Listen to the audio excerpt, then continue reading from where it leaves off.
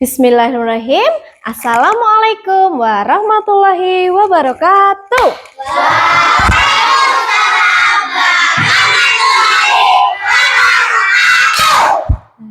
Anak-anak, bagaimana kabarnya hari ini? Sehat semua?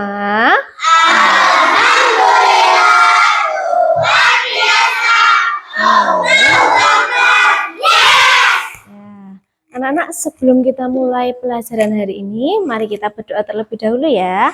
Silakan Mbak Uran memimpin doa. Berdoa mulai. Bismillahirrahmanirrahim. Raditu billahi rabba.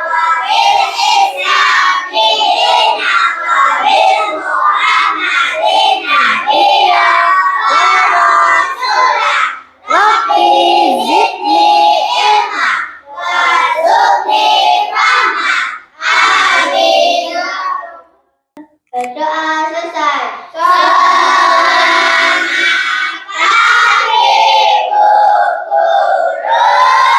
Selamat pagi anak-anak. Nah, alhamdulillah kita sudah selesai berdoa. Sekarang Bu Guru minta dulu anak-anak untuk melihat kanan kirinya. Kira-kira siapa yang tidak masuk? Masuk semua. Masuk semua, berarti hari ini lengkap ya anak-anak ya.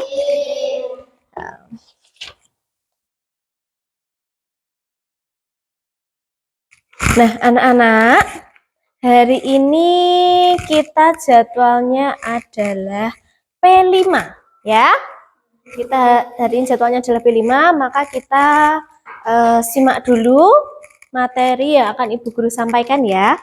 Nah, anak-anak, sebelum kita mulai pelajaran hari ini, kita nyanyikan dulu ya lagu pelajar Pancasila. Siap? Siap ya. Tolong dinyanyikan dengan penuh semangat, oke? Yuk.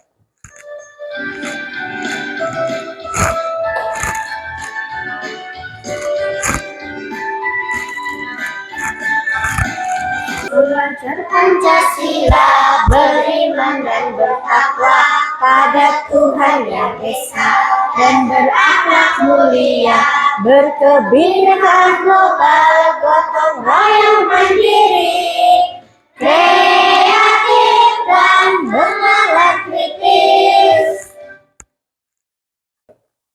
Nah, anak-anak, kita sudah menyanyikan lagu Pelajar Pancasila. Sekarang kita lanjutkan lagi ya apa yang kita pelajari hari ini, oke? Ya, anak-anak, untuk P5 kita hari ini atau proyek penguatan profil Pancasila, pelajar Pancasila, itu kita akan belajar dengan tema gaya hidup berkelanjutan. Ya, apa sih gaya hidup berkelanjutan? Nah, anak-anak, bisa kita lihat di sini ya. Ini ada definisi tentang gaya hidup berkelanjutan. Gaya hidup berkelanjutan adalah melaksanakan tindakan dengan kesadaran penuh dan berpikir jangka panjang, termasuk menjaga kelestarian alam dan kesehatan diri, ya. Nah, selanjutnya ini ada tujuan, ya. Tujuan gaya hidup berkelanjutan itu adalah untuk menjaga kelestarian lingkungan kita. Hal ini dapat dicapai dengan memiliki sikap yang sadar dalam menggunakan sumber daya alam, kemudian cermat dalam memberi barang atau jasa, serta mempertimbangkan siklus hidup barang dan menganggap diri sendiri sebagai bagian dari lingkungan. Ya, itu adalah tujuan dari gaya hidup berkelanjutan. Nah, anak-anak, kita tadi sudah mempelajari tujuannya ya. Sekarang yang akan kita lakukan dalam P5 itu adalah tentang pengolahan sampah. Nah, sampah sendiri itu apa? Pernah lihat sampah? Pernah, pastinya pernah. Kalau anak-anak jajan, kemudian itu anak-anak juga menggunakan apa itu? Bukan, ada plastiknya atau itu. Biasanya ada plastik, kemudian di minuman-minuman itu juga anak-anak menggunakan plastik. Lah, sampah itu apa? Coba Mbak Zulfa dibaca dulu. Sampah adalah sisa kegiatan manusia atau proses alam dan yang berbentuk bentuk padat atau semi padat berupa zat organik atau non-organik yang bersifat terurai atau tidak dapat terurai, yang dianggap sudah tidak guna dan dibuang ke tempat pembuangan air. Ya, betul, itu adalah sampah. Ya, sampah itu adalah zat sisa kegiatan manusia. Ya, kita sehari-hari kita menggunakan bukan sampah. Kita itu menggunakan plastik, ada lagi menggunakan botol. Itu kalau sudah kita tidak gunakan, itu namanya apa? Sampah. Sampah itu dibagi menjadi dua ya, anak-anak ya. Ya, ada sampah organik dan sampah anorganik ya. Kita lihat dulu apa sih sampah organik dan sampah anorganik itu. Nah, sampah organik ya anak-anak. Sampah organik itu adalah sampah yang berasal dari sisa makhluk hidup yang mudah terurai secara alami tanpa campur tangan dari manusia.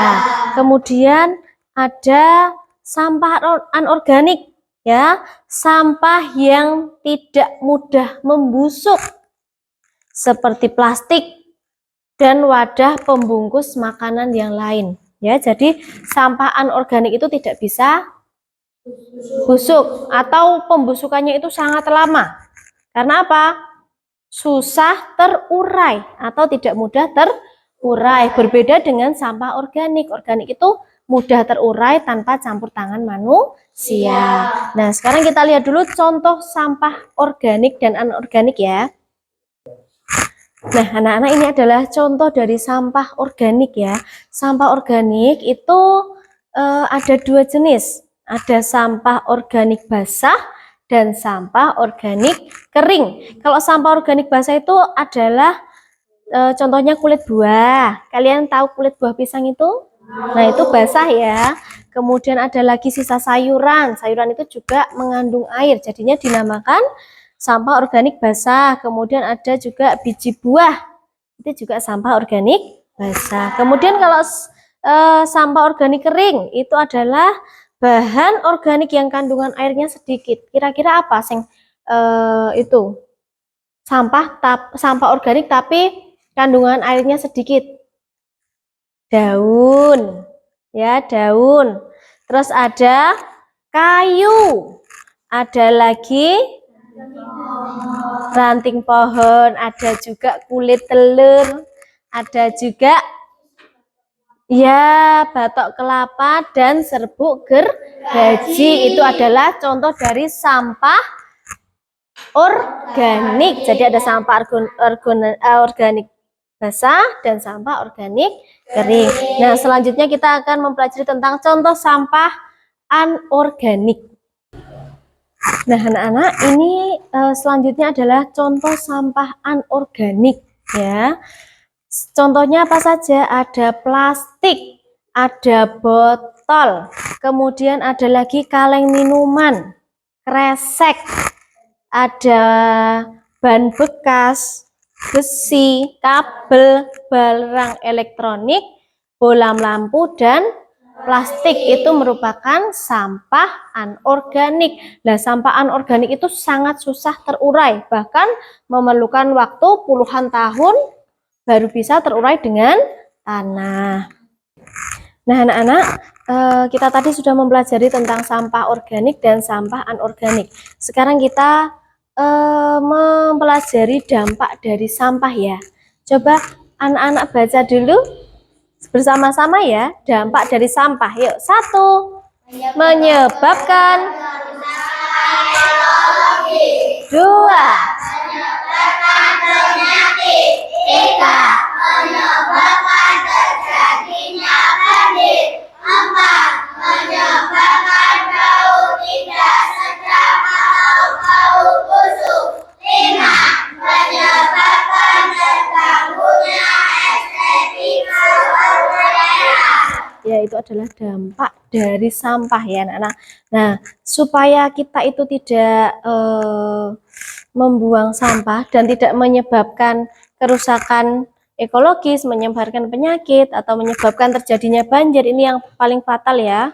Kita minggu depan akan mempelajari tentang, bukan mempelajari, kita akan mengolah sampah supaya kita dapat memanfaatkan sampah. Nah, anak-anak, kita tadi sudah mempelajari tentang sampah, macam-macam sampah, dan dampak sampah ya.